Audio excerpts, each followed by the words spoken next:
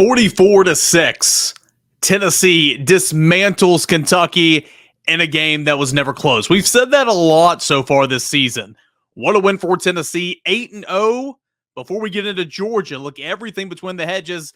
Let's recap this Monday edition of Locked On Vols. Takes a look at Tennessee over Kentucky, scoring plays, my analysis, stats, and grades. All that to come right here on a Monday. You are Locked On Vols, your daily podcast on the Tennessee Volunteers. Part of the Locked On Podcast Network, your team every day.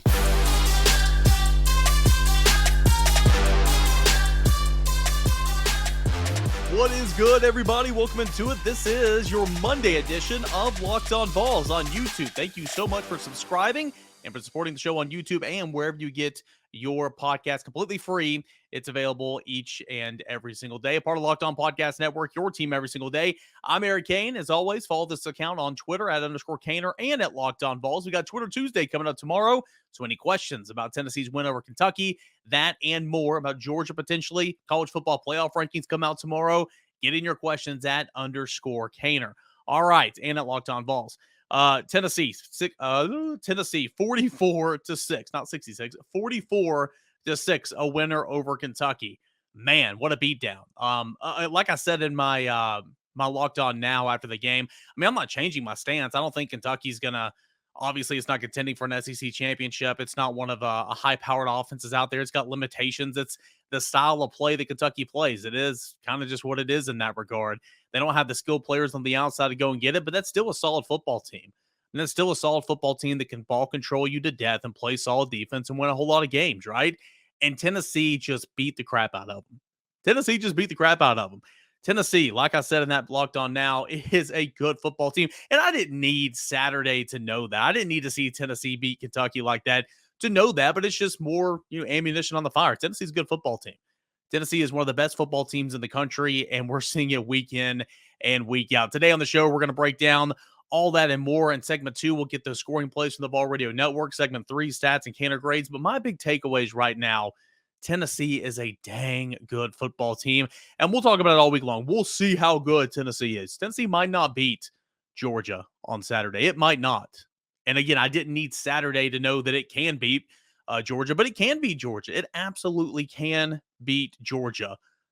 The anticipation is going to be incredible. Number 1, Georgia versus number 2, tied for number 2 with Ohio State, Tennessee in the AP poll. A 1-2 showdown. This is for the SEC East. This is for, in all likelihood, a chance to go down to to Atlanta for the SEC championship game to face Alabama. Man, what a week this is going to be.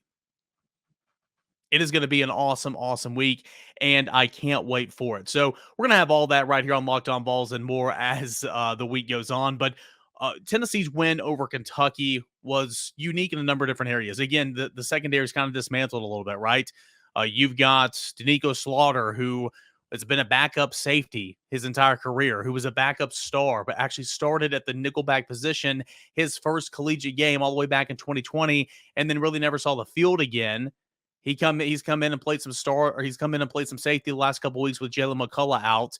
McCullough gets inserted back into the lineup, and Danico Slaughter slides over and plays cornerback. The versatility there was incredible. It was Danico Slaughter at one corner. It was Brandon Turnage at another. If you would have told me a month ago, if you would have told me at the beginning of the season or over the summer that those would be the 2 starting cornerbacks for a highly critical SEC football game against Kentucky in October, I would have said, ooh, I'm not sure about Tennessee's chances in that one. I don't like what's going to happen in that one. But Danico Slaughter played a heck of a football game. The hit stick to pop the ball loose and to allow Juwan Mitchell to have that interception in the second quarter. His interception alone in the third quarter. He played a fantastic football game. Brandon Turnage on the other end had an interception later in that football game. Continues to build confidence, are those 2 guys, and that's just making Tennessee all the while better. Was very impressed with not only the defensive effort, but from those 2 guys in the secondary. What a performance in that one. Defensive line. That interior defensive line, it was a struggle over the summer. We talked about how potentially that was not going to be a very good unit for Tennessee. And granted, you're 8 games in, but you're starting to figure out and feel comfortable with the options you have with Amari Thomas and DJ Terry and the interior defensive tackles. Amari Thomas is having a good year. He's played really, really well all season long. And DJ Terry, his emergence has been noticed. He made some money on Saturday. He did. He had that block PAT, just bursting through the middle, getting that paw up there. He ate Will Levis on one of the sacks that he got. He blew up a couple plays in the middle. Those two guys in the interior are really settling in and playing some good football, and that was a big difference in that football game. Byron Young, sack and a half in this game as well. He was really, really good. So those are some things that stood out to me in this football game as well. Special teams, a little hot and cold, right? The punt units, stock up. Paxton Brooks has not had a year to remember, but he had 3 punts on Saturday. One was a booming 51-yard punt with Tennessee backed up in its own territory, and it flipped the field. And then just 2 other ones were downed inside the 5-yard line. Shout out to Jimmy Holiday running down there and downing that football. He was fantastic with the assist as well. I mean, that was really, really good. 3 punts from Paxton Brooks and the punt team. Job well done. Punt return, you had D. Williams, a 34-yard punt return that set up Tennessee at the 13-yard line for it to score the next play. Caleb Perry didn't officially get credited for a block, but he's responsible for the shank punt for Kentucky right before the half where Tennessee goes and steals some more points. The punt units, stock up. Kickoff units, and again, I tweeted out on Saturday night when I got home. I said, if you're a fan of football, you got to appreciate the way Tennessee's playing special teams. And a lot of people chimed in and said, oh, well, hold on there. McGrath was shaky. You're right.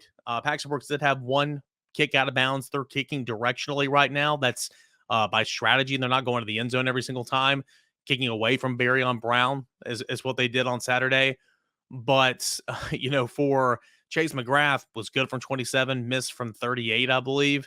Continues to be a little bit shaky right there. I understand that's not really fantastic in that regard, but special teams, a little hot, a little cold as well. But overall, Tennessee dominated in all 3 phases of this football game. So Tennessee can beat Georgia. Tennessee can, and Tennessee might deserve to be ranked number 1 in the college football playoffs. I'm going to do a segment on that tomorrow, kind of share it with Twitter Tuesday about what I project the college football projections to be, the rankings to be when they come out Tuesday night. So Tennessee's got a heck of a resume. It's strength of schedule, of course, 8-0, 4-0 in SEC play. Tennessee's got the 19th best strength of schedule in college football. Ohio State has the 52nd best strength of schedule. Georgia has the 75th best strength of schedule. Tennessee has 5 wins over ranked opponents at the time of the games. Ohio State has 2 ranked wins. Okay, needed a fourth quarter of the ages. It pulled away. The final score is not indicative of the game, but it needed a good fourth quarter to beat Penn State on the road on Saturday. And Georgia has a ranked win only 1 time this season. Just 1 ranked win. Kirk Herbstreit's been gushing over Tennessee. Of course, he was on the call Saturday night. He's been on Twitter just talking about the environment and everything that Tennessee football is. I think part of that is him just trying to get some goodwill with the fan base, but still, Kirk Herbstreit says he's ranking Tennessee number 1. I think Dan Mullen said he'd rank Tennessee number 1. I think Desmond Howard said he ranked Tennessee number 1 as well. That's saying an awful lot from a Michigan alum, from an Ohio State alum, from a former SEC head coach. We'll see what's in play for Tuesday, but Tennessee could be ranked number 1 in the college football playoff rankings when they are unveiled. But Tennessee and Georgia, that's going to be a massive, massive showdown. So my big takeaways: defense, job well done. We'll get into the stats later in the game, or later in the show, but defense, holy moly, what a job. Interior defensive line play with DJ Terry and Amari Thomas. Those guys made some money. Cornerback play with Danico Slaughter and Brandon Turnage, continuing to build some confidence. And, well, I went all this way and didn't even mention the offense. Hendon Hooker continued to do what he does. Jalin Hyatt continued to do what he does. Both of those guys didn't hurt their chances at a Heisman or a Biletnikoff award later in the season. Cedric Tillman got back into the fold, got him active early on. Jalen Wright ran the heck out of the football. Tennessee looked good on Saturday and improved to 8-0, 4-0 in SEC play. So that is some good stuff coming up here later in the show. We'll continue to discuss. We'll do scoring plays coming up next right here on Locked On Vols. But I want to remind you guys about our friends over at BetOnline right now. It's the number 1 source for your betting football and for the start of the new basketball season coming up.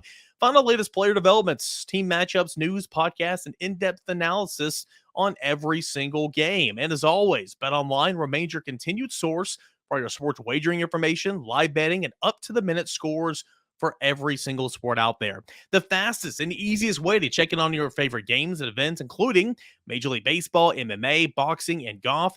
You can head to the website right now, or you can check your mobile device to learn about all the latest trends and all the action. Check that line for Tennessee. Believe it opened at 9 in favor of Georgia. We'll have to keep an eye on that as the week goes on. It's at BetOnline. It is where the game starts. Guys, I want to thank you so much for making Locked On Vols your first listen today. For your second listen, check out Locked On Sports Today. From games that matter the most to the biggest stories in sports, you can go beyond the scoreboard and behind the scenes with local experts and insights only Locked On can provide. Locked On Sports Today, it's available on the app, on YouTube, and wherever you get your podcasts. All right, if you're watching on YouTube, I've got this. I'm in my virtual studio right now, and I'm Ethernet in because, I'm a professional. But sometimes on the StreamYard account, it shows like cell phone bars up there, like if you have any reception or like Wi-Fi bars, and it's showing me I have a little low here. So if this picture is fuzzy, it just went away, so that's good.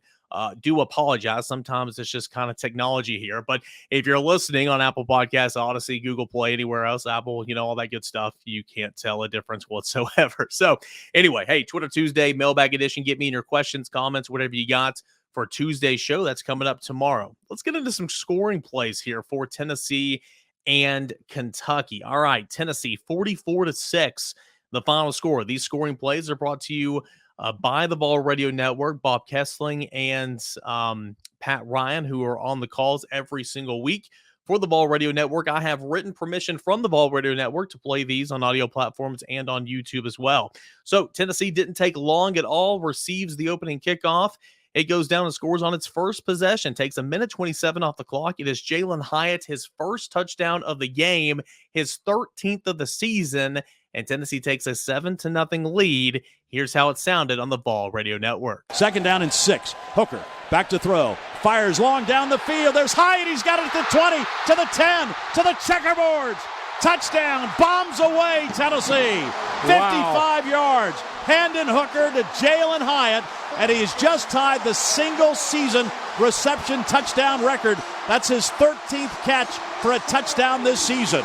And Tennessee strikes just like that. Man, it felt like Hyatt was wide open on that sideline so many other times in this football game. Scores later on a similar play. We'll get to that in a moment. But what you saw was just genius. Again, mismatch nightmares, right? You have Jalin Hyatt out there with the Twins receivers split out wide towards the sideline, sometimes stacked in tandems. And you have a corner that's running with Tillman. You have a safety that bites on the dig that Tillman goes. And that leaves an outside linebacker, JJ Weaver, that ran with Jalin Hyatt, and that's no mismatch. So he was wide open, a complete busted coverage there for Tennessee to get on the board first. So Tennessee takes a 7-0 lead, 13 minutes and 33 seconds left in the first quarter. Later in the first quarter, Kentucky answers. Chris Rodriguez, his best series of the football game. I understand he was a bit banged up as well. Mark Stoops touched on that after the game. I think he had something like, 45 yards on the opening series or whatever. Anyway, or on this touchdown series. Anyway, Chris Rodriguez gets in on a 3-yard rush, capping a 71-yard drive of 9 plays, 4:45 off the clock. And it's 7-6 to score, and Kentucky misses the PAT because why? Well, big DeJoun Terry gets his paw up there and blocks it. So Tennessee retains a lead 7-6. In the second quarter, just inside the second quarter, Tennessee scores again. That man that's emerging as one of the most feared running backs in the SEC. I'm not even joking right now. In short yardage situations on the goal line, Princeton Fant has emerged. This time, a different look. I'll explain after the call, but Princeton Fant rumbles in from 2 yards, 75-yard drive, 15 plays, 4:48 off the clock. Tennessee, after that first Jalin Hyatt touchdown, Kentucky said, all right, we're going to start dropping 8 into coverage. Tennessee says, okay, we're going to run the football. Tennessee takes off nearly 5 minutes and then takes a 13-6 lead because Tennessee also misses the PAT. So that's something I forgot to mention in segment 1 with Chase McGrath. Missed a field goal, also missed a PAT, which is not great. 13-6 to score. Here's how it sounded, Princeton Fans, on the Vol Radio Network. Hendon Hooker in the shotgun with Princeton Fant as his tailback. They're going to try Fant over right guard, and he goes in for a Tennessee touchdown. Princeton Fant.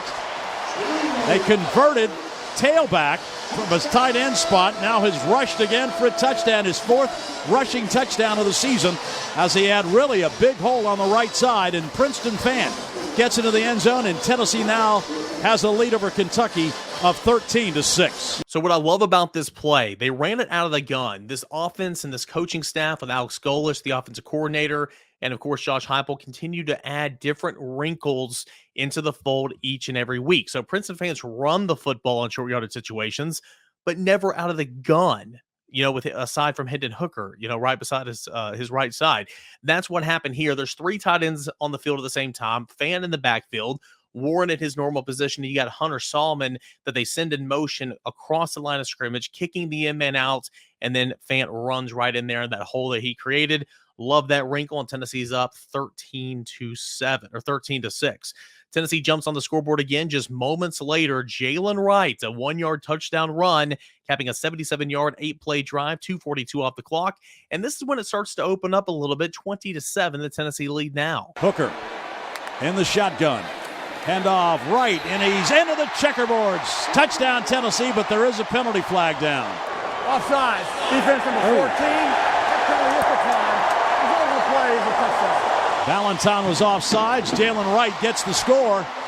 And the Tennessee Volunteers now lead Kentucky 19-6. 20-6 the lead. If I said 7, I apologize. 20-6 the Tennessee lead at that point. Tennessee scores one more time one more time in the second quarter in the first half. It's after that Caleb Perry shanked punt. He didn't get a tip on it, but it's his reason that the punt was shanked out of bounds, and Tennessee gets on the scoreboard, stealing some points right before the half. Another touchdown reception from Jalin Hyatt, this time from 31 yards. A similar play, wide splits out there towards the sideline. Hyatt goes in wide open, 31 yards. 2 plays, 35 yards, 15 seconds off the clock, and now it is 27-6, a Tennessee lead heading into the break. 2nd down and 6 at the Kentucky 31-yard line. 28 seconds left to go in the half. Hooker out of the shotgun, drops, looks, still looks, fires. He's got him. Open, touchdown Tennessee. Guess who? Jalin Hyatt again. His 2nd of the night. And Jalin Hyatt now has set the single season record for touchdown passes. That's his 14th of the season as the Volunteers strike in the last minute, and Tennessee now leads Kentucky 26-6. And you heard Bob Kessling say it right there. Jalin Hyatt at that point, the single season record holder for Tennessee with 14 receiving touchdowns, and there's still plenty of time to go. Marcus Nash previously held that school record for quite some time.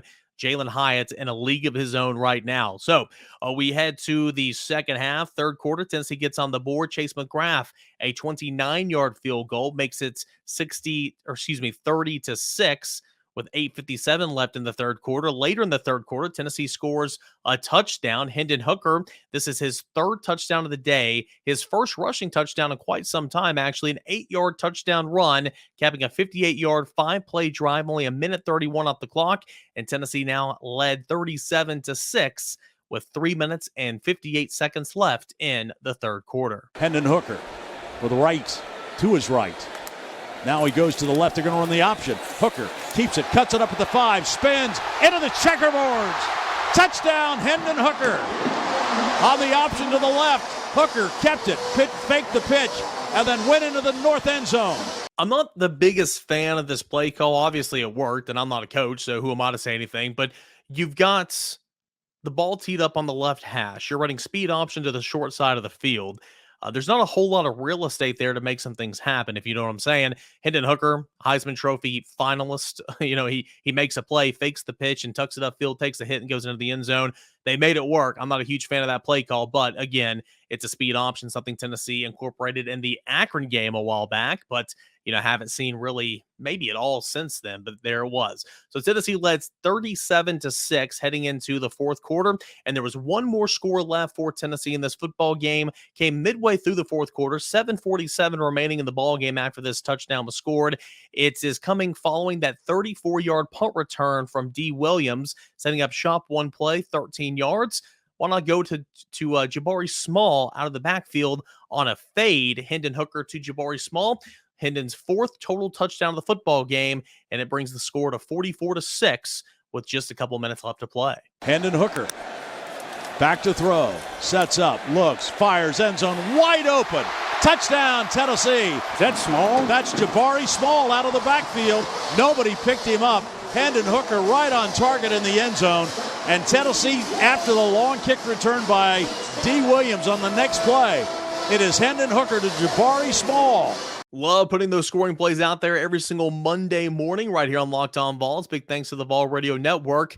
That's Bob Kessling and Pat Ryan that you're hearing the voices of on the call again for the Vol Radio Network. All right, stats and Caner grades. Let's hit the stat sheet. What did Tennessee do overall? What did the defense do overall? A lot of good notes to get into right here on Locked On Vols when we return right here on a Monday episode. We got a final segment left here on this Monday edition of Locked On Vols. Tennessee, a massive 44-6 win over Kentucky on Saturday. Wasn't even close. Tennessee 8-0, 4-0 in SEC play, and the big game coming up this weekend. All eyes. I've said this a couple times already this year for the Florida game, for the Alabama game, but here you go. It's 1 versus 2. Tennessee, Georgia in between the hedges. So really, really looking forward to that. That's coming up on Saturday, 3:30 CBS. That's already been announced. We're talking Tennessee, Kentucky here, but plenty to discuss and preview and hear from people around the country on Tennessee and Georgia. That's coming up this week on Locked On Vols. Mailbag show coming up tomorrow. Any questions you guys have and you want me to answer on the show, send them in at _Caner and at Locked On Vols. Getting that little barth signal up there at the top again. So if I'm blurry on YouTube, I apologize. We'll get it fixed tomorrow, but sometimes technology is technology. All right, let's look at the stats here. Stats and Caner grades. We'll get to my grades here in just a moment, but stats. Tennessee outgained Kentucky 422 yards to 205 yards. Kentucky only gained 205 yards of total offense and 6 points. How about that from Tennessee's defense? Man, what a showing. Average yard per play, Tennessee 6.5 yards, Kentucky 3.3 yards. Net yards passing, Tennessee 245. And Will Levis, who I know we make jokes here. I made a joke on the Locked On Now after the game. CBS Sports had him as the number 1 pick in the way too early mock draft back in May of this past year. We poked fun all year long. Again, like I said last week, he'll be in the NFL. I don't know if he'll ever be a face of a franchise or a starter or anything, but he will be in the NFL. He's got everything that NFL scouts possess in a quarterback. I don't know if he'll be any good, but I promise you he will be in the NFL. But that being said, Tennessee held him to 98 yards passing in this football game and picked him off 3 times. 98 yards, picked him off 3 times. What a showing for Tennessee's defense, the front 4 and the secondary as well. And the front 7 in this regard, and really the entire defense. Chris Rodriguez, one of the more dangerous backs in the country and in the SEC. Tennessee held Chris Rodriguez to like 64 yards rushing. Kentucky overall in the football game to 107 yards on the ground. Not bad. That is a really, really good number. Tennessee on the flip side ran for 177 yards in this football game. Tennessee again won the turnover battle 3-0, 3 interceptions. Did not turn this football over. Possession time, Tennessee will never win that one. 35 minutes and 11 seconds, Kentucky possessed the football. Tennessee only 24 minutes and 49 seconds. I will say this, Tennessee slowed it down some this year. They've mixed up the tempo a little bit. Good teams can do that. Last year, I was thinking about this earlier today on my rewatch. Last year, like you were so new and you weren't experienced and you had so many deficiencies in so many different areas that you wanted to do one thing really well, and that was tempo, and Tennessee did it. It was the fastest team in the country. You're still good at that this year. You still go fast, but you can mix up those tempos, and we've seen that a couple different times this year, and you saw that a little bit in the Kentucky game as well. Going back to that one drive whenever Tennessee scored with Princeton fans, taking almost 5 minutes off the clock, 15 plays, 75 yards. So I thought that was interesting there. Third down conversions, Tennessee, 5 of 12, solid. Kentucky only converted on 2 of 13 chances on third downs. Again, what more can you say about this defense? What an effort. Kentucky's offense is not great. I recognize that, but still, what an effort there. Tennessee was 4 of 6 on touchdowns inside the red zone, scored on 5 of 6 opportunities. One negative, I will say, Tennessee had 3 takeaways, only scored 7 points off those takeaways. If you go back and check out my review piece at volquest.com, I call it the Tape Check series. I released it on Sunday afternoon. You'll see kind of breaking it down and what happened after some of those takeaways and how it wasn't great for Tennessee, that it didn't go and score and take advantage of those. Let's look at some of these individual stats. Hendon Hooker continues pace for a Heisman campaign, 19 of 25, completed 76% of his passes, 245 yards, 3 touchdowns. Hendon Hooker was sacked twice. One was his fault. He held on to the football way too long, didn't throw it away or didn't try to run. The other was, I believe, Cooper Mays. Will Levis completed 59% of his passes, 16 of 27, 3 interceptions, no touchdowns, 98 yards, and was sacked 4 times. Jabari Small thought had a good game, ran for 78 yards, 21 carries, 3.7 yards per carry. That's respectable. Jalen Wright didn't get a whole lot of touches, but thought he ran so hard, and I thought he had a really, really good game. 73 yards on 7 carries, averaged 10.4 yards per carry. What a game for Jalen Wright. Had 2 runs. I believe one was for 34 and the other one was for like 26, where he got hit, stayed up, kept his balance, and got a lot of yak. That's yard after contact. Hendon Hooker had 1 carry, 1 touchdown, 23 yards, or had 10 carries, a touchdown, 23 yards. Princeton Fant had 1 carry, 2 yards, and a touchdown. And Dylan Sampson got the last touch of the football game, 1 carry for 1 yard. You look over Chris Rodriguez, finished the day with 64 yards on 15 carries, a little bit banged up in the second half, so didn't play an awful lot. Plus, it was a blowout. Did score 1 touchdown, but Lavelle Wright, 33 yards. Jaton McClain, 20 yards. D. Beckwith, former Tennessee Vol, 13 yards. I mean, Tennessee's rush defense was really, really good. Brew McCoy, what I really like about this passing attack on Saturday was how many times we have to say, keep Brew McCoy involved, keep Brew McCoy involved. Well, he led the team in targets, which I thought was good. 6 receptions on 8 targets, 54 yards. Jalin Hyatt, again, stole the show. 6 targets, 5 receptions, 138 yards, 2 touchdowns. Cedric Tillman, they got him going early and didn't play a snap in the second half. Great game management on Cedric Tillman, who made his return. 4 receptions off 4 targets, 22 yards. Jabari Small had a touchdown off 2 targets and 2 receptions. Princeton Fant had a catch for 11 yards. Jacob Warren had a catch for 3 yards. That was some good stuff there. Let's go defensively, shall we? Man, a lot of people stood out defensively that I want to highlight. Juwan Mitchell, of course, he had the interception. He led the team with 8 tackles. Thought he had a pretty decent game. And his return, Wesley Walker, had 3 TFLs on those wide receiver screens. He played it perfectly so many times. Was he perfect in this football game? No, he made some mistakes. But I thought Wesley Walker really stood out on tape.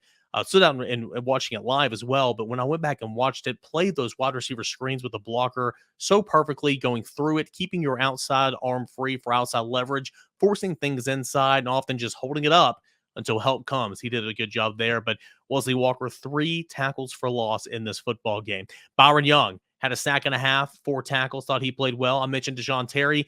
Dejon Terry had a sack, 2 tackles, had a blocked PAT, thought he played well. Maury Thomas had a sack as well and a tackle. Tyler Barron didn't do an awful lot. Excuse me. But he and Byron Young combined for a sack there in the first half. Thought that looked good. Danico Slaughter had an interception himself, going up, high pointing the football, playing great coverage, trailing the inside hip, having his head turned around, goes up and high points that football. Really did a nice job. And then, I mean, if I haven't even talked about this one yet, the Juwan Mitchell interception back there in the I guess it was the second quarter. And mind you, they were in the red zone. Kentucky was. He's playing back in zone coverage, giving a whole lot of cushion. You have outside receiver Dane running a slant from the get-go, makes the reception. Danico Slaughter recognizes it the entire time, plants, pushes forward, and sticks him. That ball jars free. If you love defense, that'll jack you up right there. So good stuff there for Danico Slaughter. I thought played a really, really good football game. So let's get to my Caner grades here. That'll bring me to the grades. Quarterback grade, well, an A. I mean, you had 4 total touchdowns. You completed passes at a 76% clip, and you have complete control of this offense. Hendon Hooker, you get an A. Running backs, Jabari Small and Jalen Wright ran hard. I thought they played very well in this football game. 3 total touchdowns between the 2. Actually, if you count Princeton Fant, he had a touchdown as well. So I guess we really shouldn't count that. So it really just 2 touchdowns between the 2, and Jabari Small and Jalen Wright, because Small had the receiving touchdown, Wright had the rushing touchdown. The other 2 rushing touchdowns are from Hendon Hooker and Princeton Fant, who are not running backs per se. So anyway, 3 total touchdowns, tons of yards after contact. The yards per carry as well looked good, 3.7 and 10.4. Tennessee ran for 177 yards in this football game against Kentucky. That's something to celebrate. The running backs get an A. Tight ends, Princeton Fant scored a rushing touchdown, of course, acting as a running back in there. He had a reception. Jacob Warren had a reception. They did well in blocking and protecting Hendon Hooker as well. I'll give it a B+. Princeton Fant had a couple of penalties, though. One's borderline, had an offensive pass interference because he was blocking on a throw that was thrown in front of the line of scrimmage. That's going to be a tweener every single play because that ball is just throwing right there and right at the line of scrimmage. And Tennessee's going to get called for that, if not this time, the next time usually. And then he had a false start, but he wasn't the only one there. So because of those two penalties, I'll give him a B+. Wide receivers get an A. Hyatt's breaking a school record, 2 touchdown catches, 138 yards. He was solid. Getting Tillman going early and not playing him at all in the second half, that was awesome. And then Brew McCoy, keeping him involved, thought did really well. The wide receivers get an A. And the offensive line, 422 yards total offense, taking a step back. You're not going to go for nearly 600 yards or 700 yards of offense in a football game, right? But 422 yards of total offense, complete control of the football game, protected Hendon Hooker for the most part, allowed 1 sack. The other sack on Hooker, that was on him. That was his fault. 6.5 yards per play. That offensive line gets an A. Defensive line, you get an A. How about this? 4 sacks within the front group. 4 sacks, 4 TFLs with just that defensive line alone. A huge part in limiting that Kentucky run game and contributing to the back end interceptions with getting pressure up there. That defensive line, Amari Thomas played well. Deshaun Terry had the game of his life. Byron Young played well. You get an A. Linebacker's going to give you an A. Juwan Mitchell had an interception, led the team in tackles. I thought Aaron Beasley was very instinctive, read the plays very quickly, running the alleyway. Jeremy Banks did some things as well. Again, my grades will be different from Pro Football Focus, obviously, but I'm going to give the linebackers an A. I thought they did a swell job. Defensive backs get an A as well. And again, going back to segment number 1, Danico Slaughter, Mr. Utility Man, playing cornerback. Brandon Turnage playing cornerback. Jalen McCullough got implemented back into the lineup. And obviously, Tennessee's not too worried about it, thinking the case is going to be dismissed. They're going to win the case or whatever the case may be. But no pun intended, there is a felony charge hanging over the head of Jalen McCullough right now. I don't think I've ever seen a player play with a felony charge hanging over the head, but obviously feeling confidence in what Jalen McCullough's side of the story is. And he's already set out 2 games. So they implemented him back in there. Thought he played well, made a couple plays. Thought Trayvon Flowers played well as well. Defensive backs, 2 interceptions with the group. That group gets an A in my book. Special teams, you're going to get a B. You were so good on the punt units, as I mentioned. The kick units, not so great. Kickoff coverage was fantastic. Jordan Thomas is going to be a player. Jordan Thomas is going to be a player, true freshman safety from the state of Mississippi, I believe. I like his energy on the kickoff teams. But you did have 1 kick out of bounds. Chase McGrath did miss a PAT. Chase McGrath did miss a field goal. So I'm going to give it a B. Other than that, the punt teams, 3 punts for Paxton Brooks. 1 was 51 yards. The 2 other ones were down inside the 5-yard line. That was fantastic. But I'm going to give it a B because a little hot, a little cold altogether there. And then coaching, get an A. Thought Tim Banks dialed up some pressure, did a really, really good job. I thought offensively, of course, when Kentucky, Jalin Hyatt got that first touchdown, they said, all right, we're going to drop some. You're going to run the football. Alabama did the same thing. Tennessee adjusted. Kentucky did it. Tennessee adjusted by running the football. So coaching gets an A as well. So in review, quarterback A, running back A, tight end B+, wide receiver A, offensive line A, defensive line an A, linebacker an A, defensive backs an A, special teams a B, and coaching an A. When you win 44-6, typically you're going to have a lot of good grades out there. Well, for Tennessee, that is the case. Tennessee is 8-0 on the season. Tennessee is 4-0 in SEC play. This has been a fun season. We've had a whole lot of fun here on Locked On Vols, and this week we're going to have a blast previewing number 1, Georgia, hosting number 2, Tennessee. That's coming up Saturday at 3:30. If you have any questions, if you have any comments, if you want to tell me anything, whatever, _Kaner and at Locked On Vols, hit me up on Twitter. We'll do mailbag. We'll do Twitter Tuesday on tomorrow's show. It's when your voice gets heard every single Tuesday on Locked On Vols. Guys, thank you so much. Really, really do appreciate it. If you're watching, feel free. Please subscribe and give me a thumbs up. Hit that like button on the YouTube page. And please subscribe anywhere you find your podcast. Completely free and available every single day. Thank you for making Locked On Vols your first listen. Again, for your second listen, check out Locked On Sports Today. From the games that matter the most to the biggest stories in sports, go beyond the scoreboard and behind the scenes with the local experts and insights that only Locked On can provide. Locked On Sports Today, available on this app, YouTube, and wherever you find your podcast. I've enjoyed it, guys. Thank you so much. Same time, same place. Let's do it again tomorrow. This is Locked On Vols.